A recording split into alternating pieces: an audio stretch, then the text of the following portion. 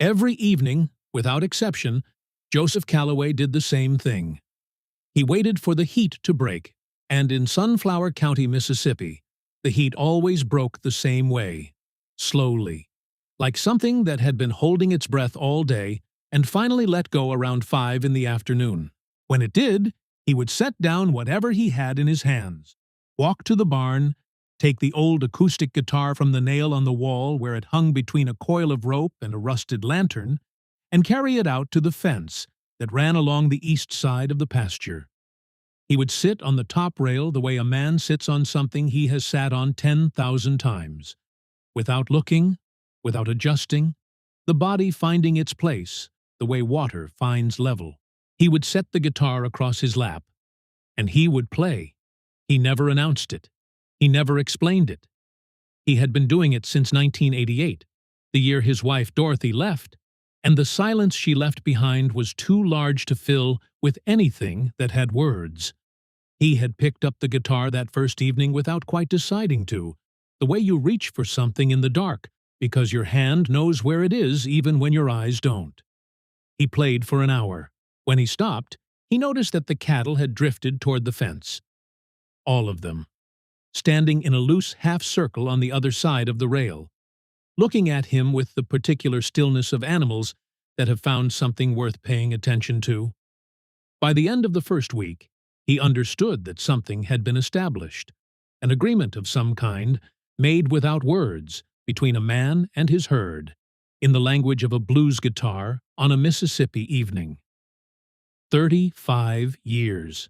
Every evening the heat broke, and Joseph Calloway walked to the fence and played. Summer and winter, dry years and wet ones, through the death of his mother and the slow disappearance of the neighbors who sold their land, one by one, to the corporate farms moving through the county like a tide. Through arthritis in his left hand that made the chord changes hurt in a way he never mentioned to anyone. Through the years when Marcus called every week and the years when Marcus didn't call at all. Every evening, the fence, the guitar, the cattle coming to listen. 35 years of that, unbroken, until the evening it stopped.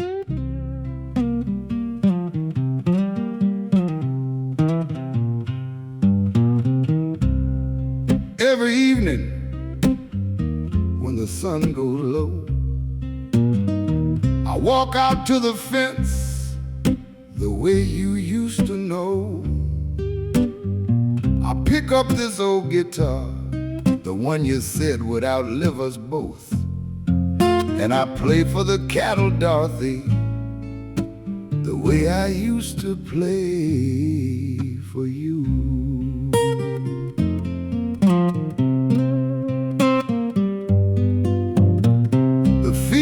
Quiet now, the way a house gets quiet when someone's gone. But the cattle come and gather like they know you sent them along. They stand and they listen, Dorothy, the way you always listen to.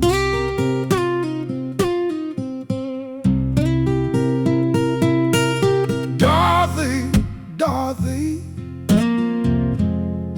the evening light is gold.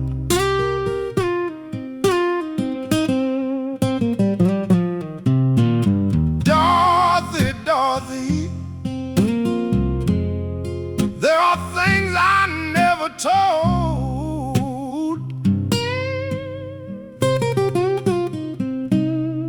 but the blues knows every word. The blues says everything. Dorothy, Dorothy, can you hear me playing?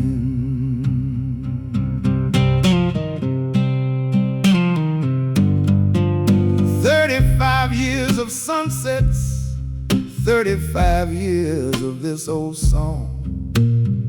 The cattle know my sorrow the way you always knew what was wrong.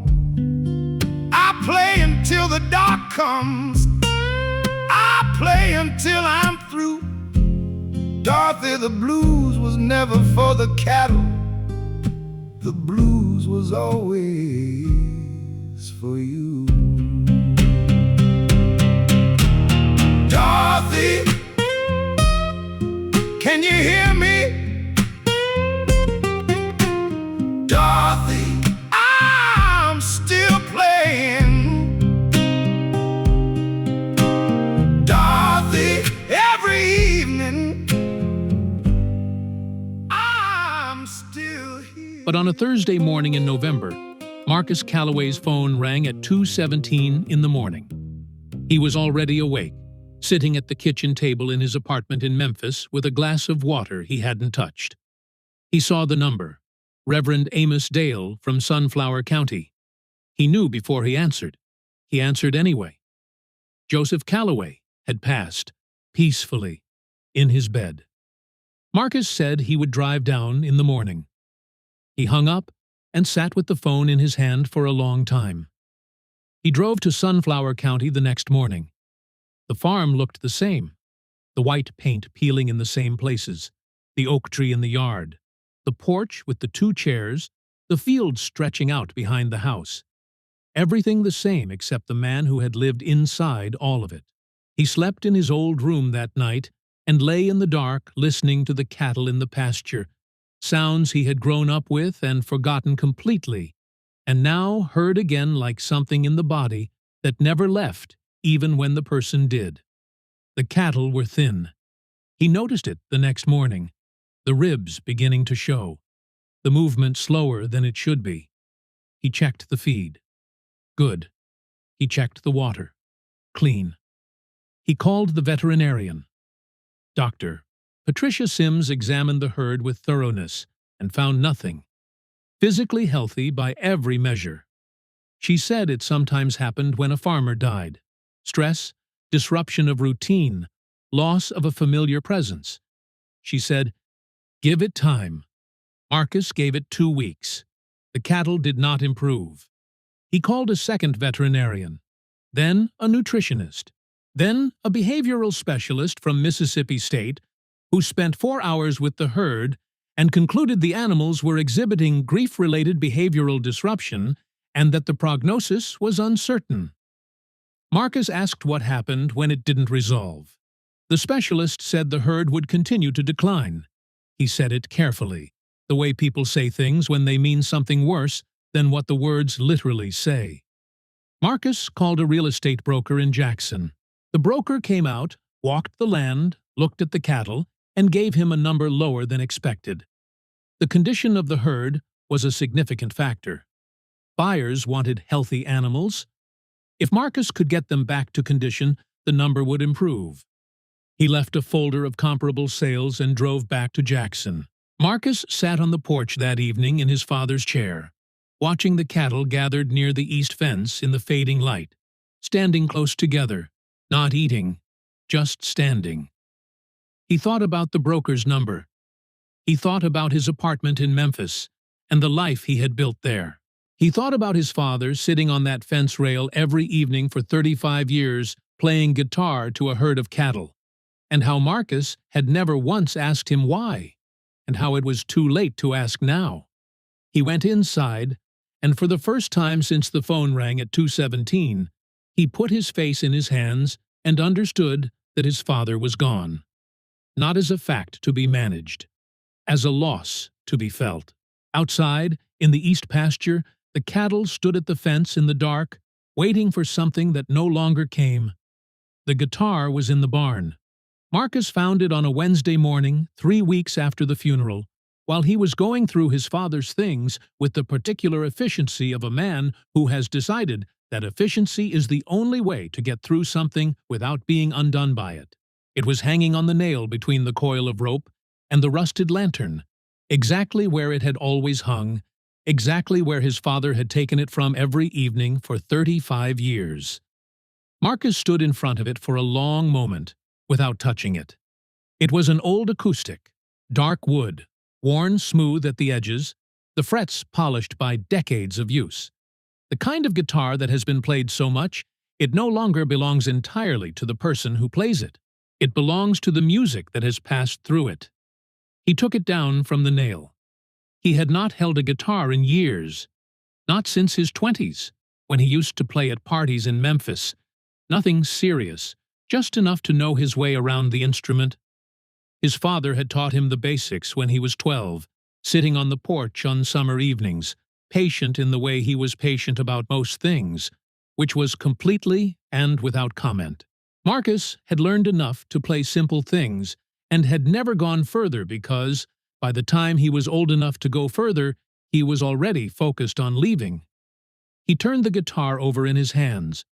The wood was warm, the way wood gets warm when it has been in a heated space for a long time.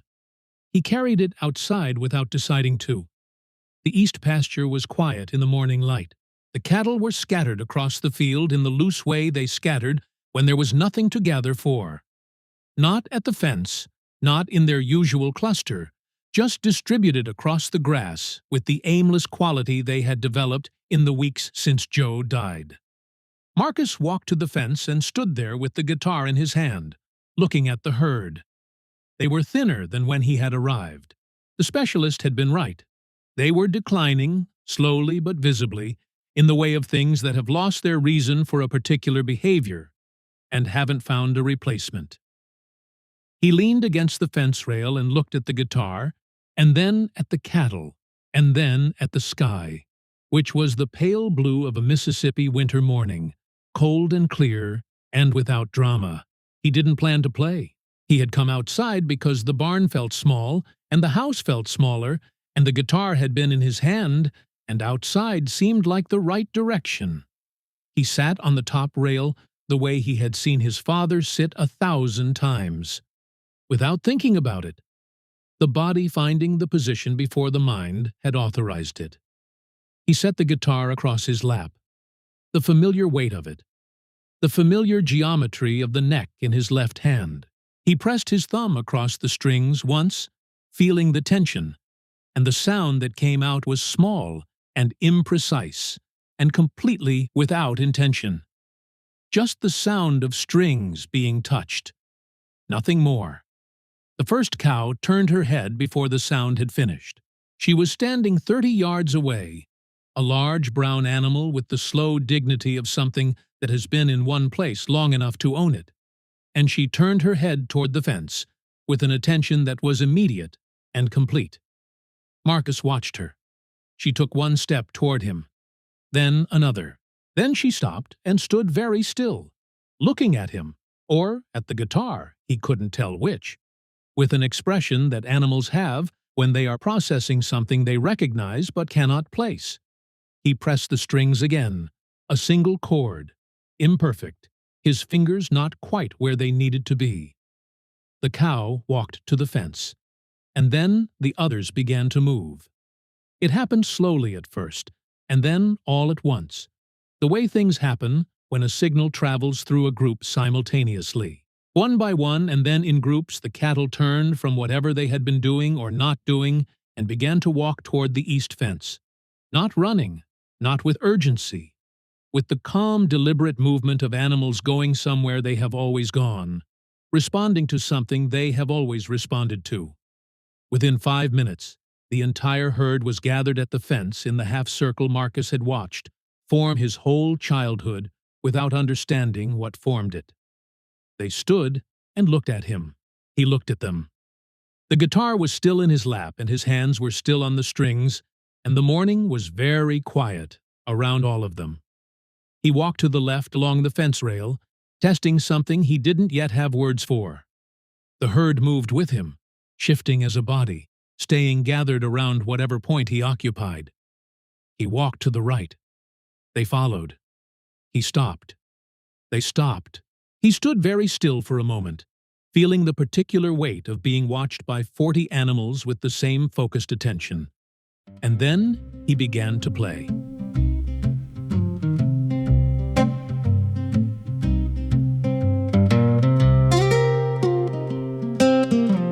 I left this county when I was 18, swore I'd never come back to these fields. But here I am, sitting on my daddy's fence, learning what a lifetime of blues reveals. The cattle came before I played a note, like they knew my hands before I did, like they remembered something in my blood. from everything my father always hid.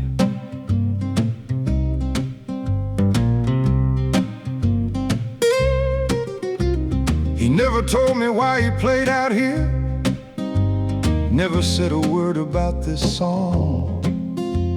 I thought it was just an old man and his cows, never knew that I'd been wrong so long. The guitar was hanging on the barn wall nail, same place it hung for 35 years. I took it down and walked out to the fence, and that's when everything became clear. Daddy, I hear you now, in every note I play. Daddy, I understand what you could never say. The blues was never just for the cattle, the blues was never just for the field.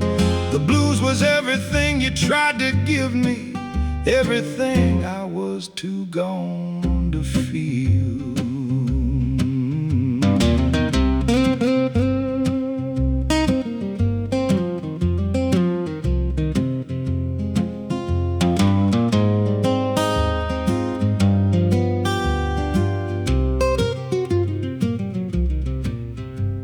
The sun goes low in Sunflower County, the same way it went low for you. I sit here on this rail every evening now, doing what you always knew I'd do. The cattle come and lower their heads, the grass gets eaten, the light goes gold, and somewhere in this old acoustic guitar lives every story you never told. I'm not leaving, not this time. I'm staying on this land. I finally understand what you were playing all those years was a letter left for me to find.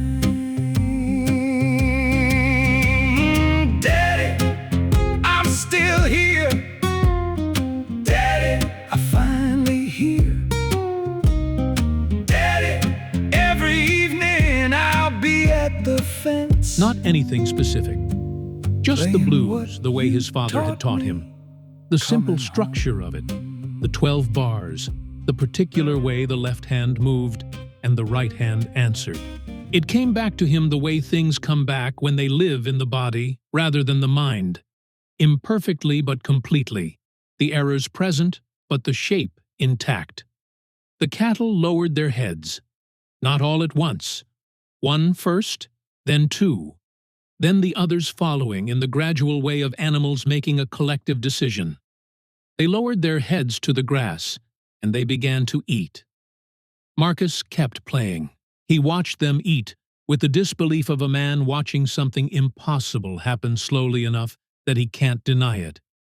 He played through one verse and into another, and the cattle ate steadily, the sound of them pulling at the grass mixing with the sound of the guitar in the cold morning air. He finished the verse and let the last chord fade and lifted his hands from the strings. The cattle stopped eating, not immediately. There was a pause, 3 or 4 seconds, the way there is always a pause between a cause and its effect. Then they raised their heads. One by one, the same way they had lowered them, they stopped and stood and looked at him again. The field was quiet. Marcus sat on the fence rail with his father's guitar in his lap and looked at 40 cattle looking back at him and understood, with the particular clarity of something that cannot be argued with, exactly what his father had been doing for 35 years, and exactly what it meant that he had stopped. Marcus called the broker on a Thursday morning. He stood at the kitchen window looking out at the east pasture while the phone rang, watching the cattle gathered at the fence the way they had been gathering every morning since the day he played. And when the broker answered, Marcus told him he had changed his mind. The broker was quiet for a moment and then said he understood that these decisions were never simple, that the offer would likely still be there if Marcus reconsidered. Marcus said he appreciated that. He hung up and stood at the window for a long time, looking at the cattle looking back at him, and felt something settle in his chest that had been unsettled for as long as he could remember. Not happiness exactly, something quieter and more fundamental than happiness. The particular feeling of a decision made that cannot be unmade, and the understanding that this is the right kind of decision to make. He called his office in Memphis that afternoon. He had accumulated more vacation than he had ever used. 12 years of unused days. The particular surplus of a man who had nowhere he needed to be and nothing he needed to get away from. He told them he needed time. They said, "Take what you need." He didn't know yet how much that was. He suspected it was more than vacation. He suspected it was everything. But he said thank you, and hung up, and didn't think about it further. Because some decisions are too large to look at directly, and have to be approached the way you approach something bright, from the side, without staring.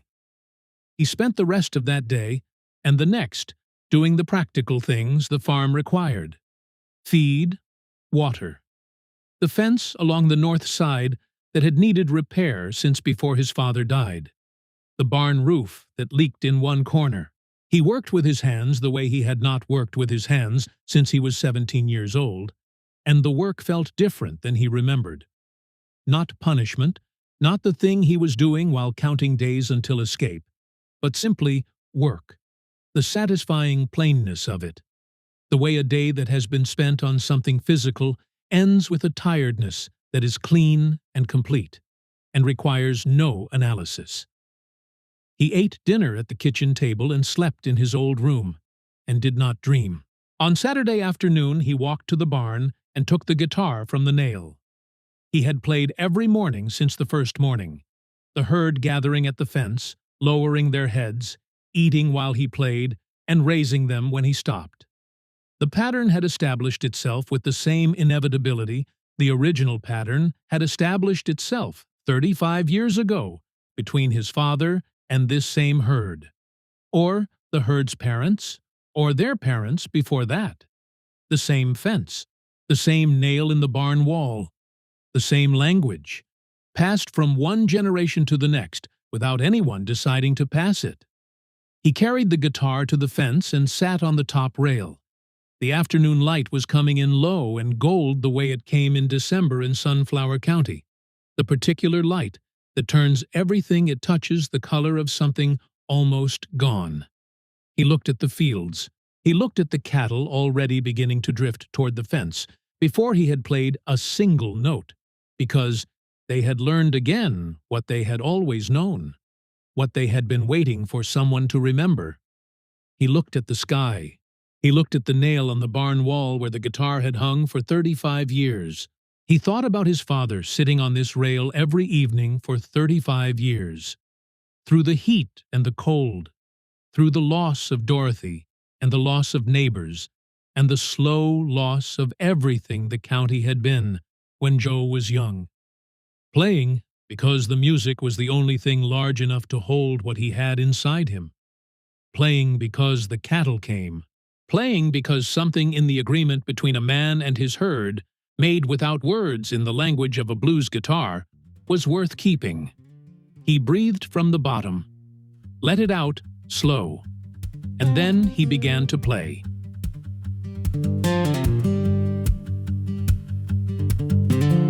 The sun goes down the same way it always did. Over these flat fields my daddy worked.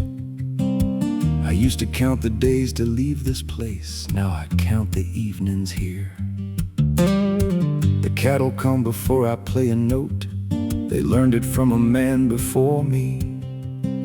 I sit on the same rail he sat on at the same hour, at the same fence.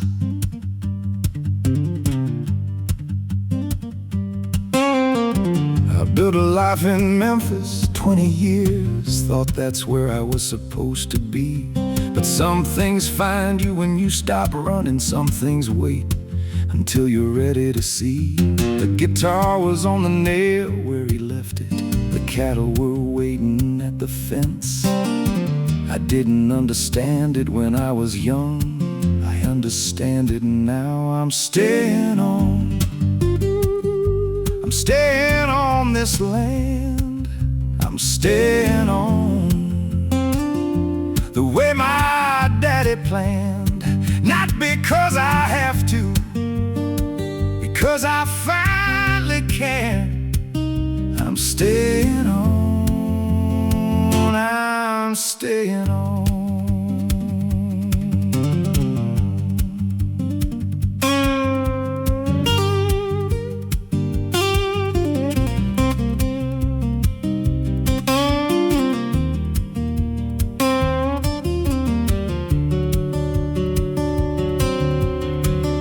Never told me why he played out here. Some things don't need saying out loud. The cattle know, the fence knows, the field knows, and now I know too.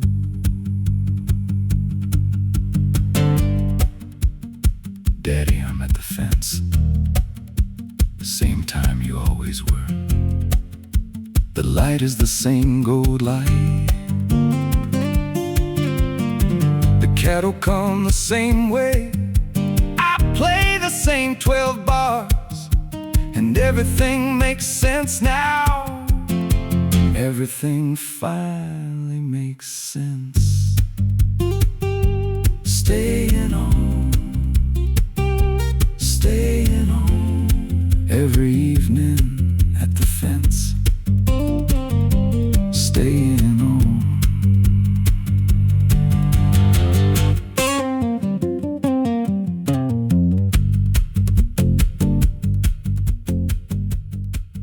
The cattle ate until the light was gone.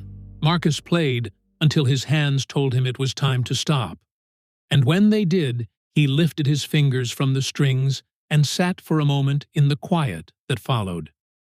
The quiet that is different from silence, that has texture and weight, and the particular warmth of something that has just been present and has not yet fully left.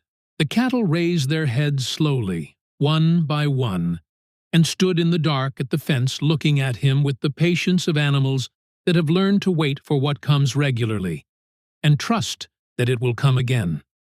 He climbed down from the rail.